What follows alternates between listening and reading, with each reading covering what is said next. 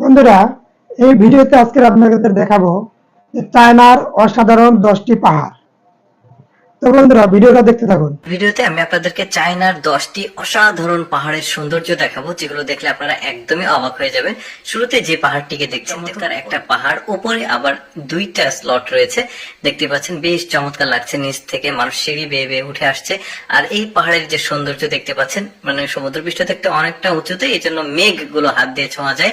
তারপরে এইটা একটা পাহাড় দেখতে পাচ্ছেন, এটা একটা অঞ্চল, আর এই অঞ্চলের পাহাড়গুলো বেশ চমৎকার দেখতে, কিন্তু অন্যান্য যে পাহাড়গুলো রয়েছে সেগুলোর থেকে আলাদা, বেশ চমৎকার। উপরে উপরে গাছ দেখা যাচ্ছে, সম্ভবত পাখি কোনো ফল খেয়ে ওই পাহাড়ের গাছগুলো উঠেছে। তারপরে এইটা কিন্তু আরেকটা পাহাড় দেখতে পাচ্ছেন, এটা আবার ওই যে অ্যাভাটার মুভির মতো যে জায়গাগুলো আপনারা দেখেছেন, ঠিক ওইরকম জায়গাগুলো বেশ চমৎকার।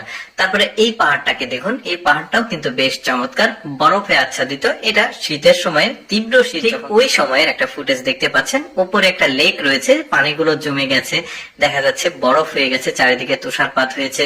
তারপরে এখন যে পাহাড়টাকে দেখছেন, এটা অদ্ভুত আর একটা পাহাড়। দেখুন মেঘগুলো পাহাড়ের উপর থেকে কত চমৎকার দৃশ্য, সুবহানাল্লাহ। সৃষ্টিকর্তা পৃথিবীতে যে জিনিসগুলো তৈরি করে রেখেছে, যেগুলো আমাদের অনেকেরই দেখার সুযোগ হয়নি, তবে আমি চেষ্টা করছি আপনাদেরকে দেখানোর। যেমন এইটা আর একটা পাহাড় ছিল, তারপরে মানে যেটা উপরে কিছুটা মানে তীর্থস্থান রয়েছে তাদের তাদের ধর্মের ব্যাপার আর কি। তো যাই হোক, সেদিকে যাচ্ছে না। এই যে এইটা একটা বেশ চমৎকার, কিন্তু পাহাড়গুলো মেঘগুলো ছেয়ে যাচ্ছে।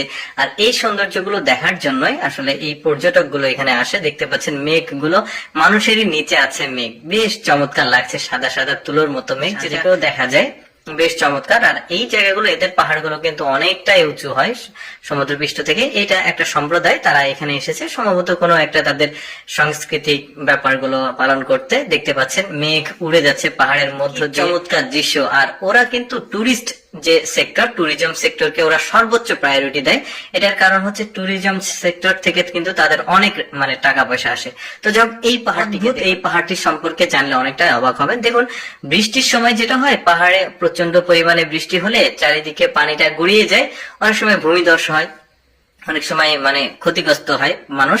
তো এরা যেটা করলো, যে পুরো পাহাড়ের যে পানিটা বৃষ্টি হলে সেটা একদিক দিয়ে ড্রেনেজ ব্যবস্থার মাধ্যমে যদি পাঠানো যায়, খাওয়ার কাজেও লাগবে, আবার মোটামুটি ওই যে চাষাবাদের কাজেও লাগবে। তো তারা পাহাড়ের ভাঁজ কেটে দেখুন চমৎকার ভাবে ড্রেনেজ সিস্টেম করেছে। এখন পাহাড়ে যখন বৃষ্টি হবে, সব পানিগুলো ঠিক এইভাবে ড্রেনের মধ্য দিয়ে গিয়ে চাষাবাদের কাজে লাগবে। আবার ওরা কিন্তু পানি, খাওয়ার পানি, সেগুলো কিন্তু পাহাড়ি এই যে ঝর্ণা ধারার এই পানিগুলো, কারণ পাহাড়ি অঞ্চলে আপনারা যারা অনেকেই জানে, কিন্তু পাহাড়ি অঞ্চলে আসলে মাটির গভীর থেকে পানি খুব একটা ওঠে না, সেখানে